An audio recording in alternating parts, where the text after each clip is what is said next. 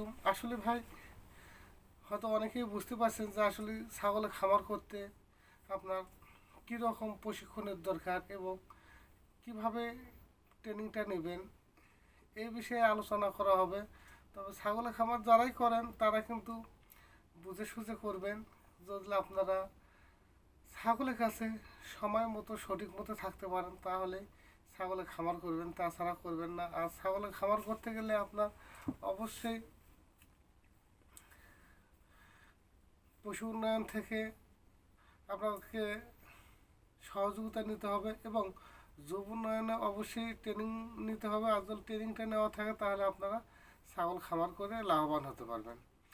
আমি চাই আপনারা ছাগল খামার করে লাভ হন।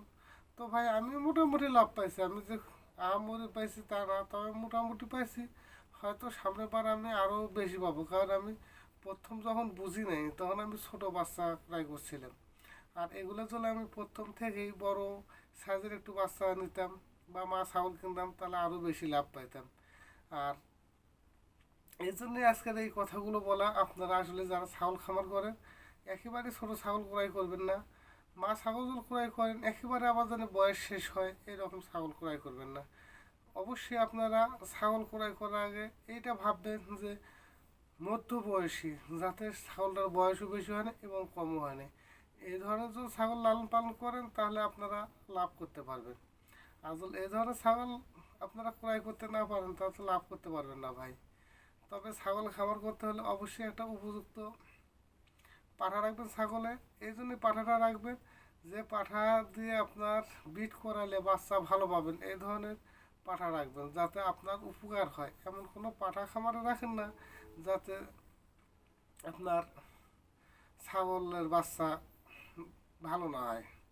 আর খামার করতে হলে অবশ্যই আপনাকে একটা ভালো উপযোগী পাঠা রাখতে হবে, যে পাঠাটা দিয়ে আপনার বিট করালে আপনার খামারে বাচ্চাগুলো ভালো থাকবে। আর যারা একেবারেই অসহায় অচল লোক তারা আর একটা কাজ করতে পারেন, একটা পাঠা কিনে নিয়ে এসে আপনারা বাড়িতে রেখে বিট করালেও কিন্তু 400-500 টাকা করে একটা ছাগলকে বিট করানো পাওয়া যায়। এই বিটের টাকা হলে কিন্তু আপনার ছাগলের খামার হয়ে যায়, মানে খাবারটা হয়ে যায়, দানাদার যেটা কিনা লাগবে এটা হয়ে যাবে।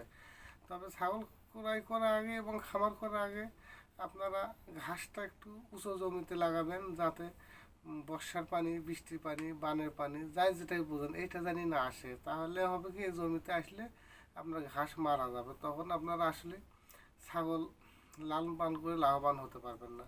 তবে যাই হোক ভাই, অনেক কথাই ছিল, আমি আর কথা বাড়াবো না। আপনারা ভালো থাকেন, সুস্থ